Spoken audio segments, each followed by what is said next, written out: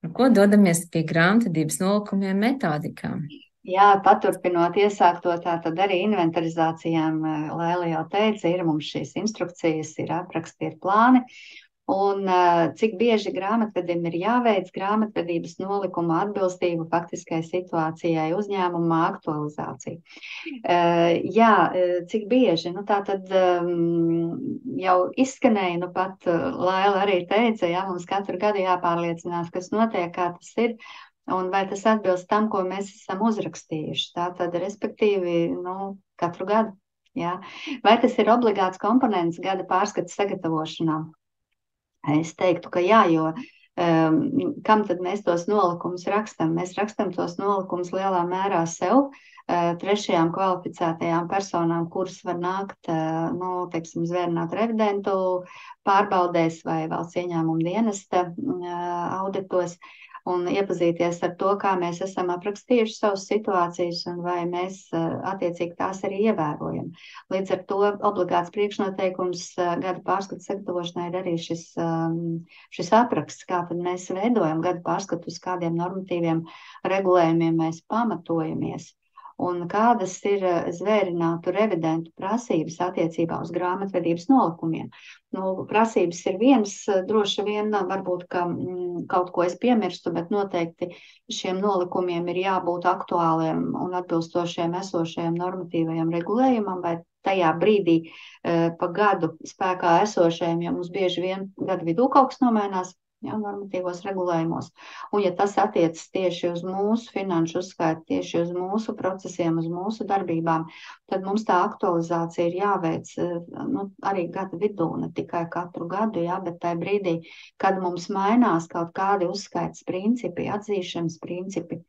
Arī iekšēji mums mainās grāmatvedības politika. Tā gan parasti mainās, nu reti, kad gada vidū, bet var gadīties. Kāpēc ne? Mums nomainās uzņēmuma vadība gada vidū, jā, un mainās šie principi. Viņi nevēlās strādāt pēc iepriekšējiem.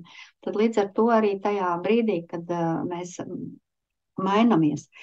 Mums šobrīd ir aktuāla grāmatvedības procesu pārnese digitālā vidē ļoti daudziem. Jā, līdz ar to, vai mēs to varam sākt, nu, kā ar pārskata gada sākumu, nu, nevienmēr. Jā, tas būtu tā diezgan, mēs gribētu, lai mēs visu jauno sāktu ar jauno gadu, bet nevienmēr tas mums izdodas. Līdz ar to tajā brīdī, kad tie grāmatvedības procesi mainās un visi reizē nekad nemainīsies. Ja jūs šobrīd varbūt sākat ar grāmatvedības dokumentu digitizēšanu un ievietošanu elektroniskā formātā vai digitālā vai elektroniskā vidē, tad uzreiz tās grāmatvedības programmas varbūt jums nemaz nav tajā mākoņu pakalpojumā, jo daudziem jau vēl, nu, tas process ir tikai sākts. Citi varbūt tikai par to domā, baidīdamies, ak, Dievs, kā tas būs, ja mani dati tur kaut kur citur būs. Nu, tā tad grāmatvedības uzskaita kā tāda jau mums īsti nemainās. Mums mainās tajā brīdī tā datu glabāšanas vieta, par ko arī mums ir, nu, tāda atbildība liela, kas arī mums tajā grāmatvedības nolikumā būtu jāuzraksta. Bet tiklīdz mēs mainam kaut kādu savu klasifikāciju, darījumu klasifikāciju, tad arī mums ir jāveic šī aktualizācija. Respektīvi, kā es daru šo grāmatvedības nolikumu, un es to tā daru, un Lēlē varbūt ir cita pieredze, es rakstu to sev. Ja? Es rakstu to sev, kā es to daru, un lai to kāds, kurš nāk pēc manis, netraumējot uzņēmuma vadību ar savām pēkšņām pārmaiņām, nu tā smuki pāriet no manas pieredzes uz to savu tālāk, pamatojot, kāpēc viņš kaut ko grib mainīt.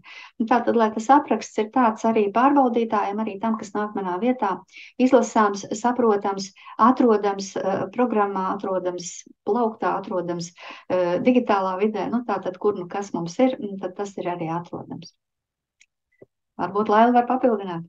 Jā, es jau pateicu, jā, paldies. Jā, varbūt Laila var papildināt ar savu pieredzi. Jā, par nolikumiem. Es arī pēc tāda principa. Es gan vēl varbūt mazliet tālāk, es vairāk, ja es domāju, lai man ir ērti, pirmkārt, man ir tāda darījuma, kas ir notiek tikai reizi gadā.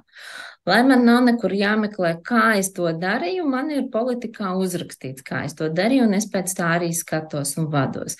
Bet otrs, es vairāk domāju tā, ja pienāks tā laimīgā diena un es varēšu doties, pieņemsim, uz siltām zemēm, uz 2 mēnešiem atpūsties, tad lai tas, kas nāk manā vietā, lai man tā kā nemeklētu rokā un tiktu galā. Ko es vēl daru ikdienā uz nolikumiem, uz metodikām, uz instrukcijām? Man ir rakstītas instrukcijas arī, bet man ir arī video instrukcijas. Un video instrukcijas šobrīd, teiksim, ļoti labi strādā uz jaunākiem cilvēkiem. Ja, jo īpaši ir tāda lieta, es varu to visu uzrakstīt. Man tiešām ir arī tādas instrukcijas, kad vienam darījumam, kā tikt galā ar konkrētu, gan kā datus pārbaudīt, gan kā rēķinu ierakstīt, kā iegramatot un līdz galam. Un tagad tu viņu parādi cilvēkam, un viņš ierauga, ka tur ir 50 lapas, viņš saka, pagaidiet, grāmatu es nevaru izlasīt. Vai es negribu izlasīt, bet man jau vajag, lai cilvēks to darbu izlasa. Mēs esam pieraduši, kad instrukcijas ir rakstītā veidā. Tas ir tiešām viens no labākiem veidiem, jo pašķiram, atzīmējam un tiem, kam patīk, arī pēc tam tie, kas no sākuma skatās video instrukcijas, viņi pēc tam labprāt paņem to, kas ir papīrā, arī tur ir bildītes un tam līdzīgi tas, ko es esmu sapratusi, jāliek iekšā bildītes, nepietiek tikai uzlikt debetu kredītu un uzrakstīt tekstu, diemžēl šobrīd ar to ir par maz. Jādomā, kā mācīt. Mums laikam tā interesantāk, bet tā vizualizācija ļoti šobrīd stipri strādā. Un tad ir arī man atsevišķi procesi tiešām video instrukcijā. Viņi nav uzrakstīti uz papīra, kaut vai pateikšu godīgi, arī ļoti daudz darba. Un ne visu var iespējams aprakstīt tik ļoti skaisti un ideāli, kā gribētu. Man vajadzētu burvju nūju, un tad viss būtu aprakstīts. Bet man jebkurā gadījumā vajag, kā procesa vadītāji, nodrošināt, ka tie darbi notiek. Un tāpēc es kombinēju video kopā ar rakstītām instrukcijām, un tas strādā. Un pilnīgi noteikti domājam, ka tas ir vajadzīgs mums pašiem, lai mums ir vieglāk strādāt, lai mēs varam otram iedot un nevienmēr visu ar pirmo saprot.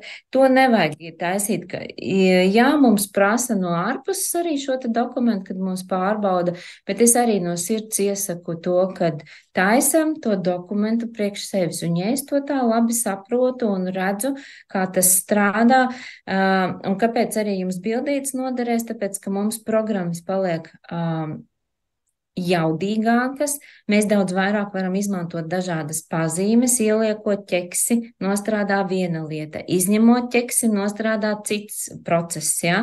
Un to ir svarīgi, kad otrs saprot, jo viena lieta ir, kad, ja mēs paši radam šo procesu, mēs viņu daudz labāk saprotam.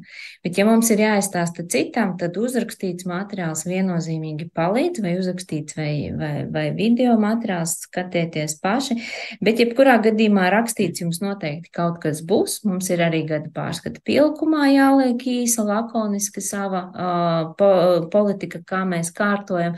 Līdz ar to jāraksta būs viennozīmīgi. Ja? Un tiešām taisam to priekš sevis, liekot pārskatā šo informāciju pielikumā pārlasam, vai trešā puse saprot, ko mēs tur darām.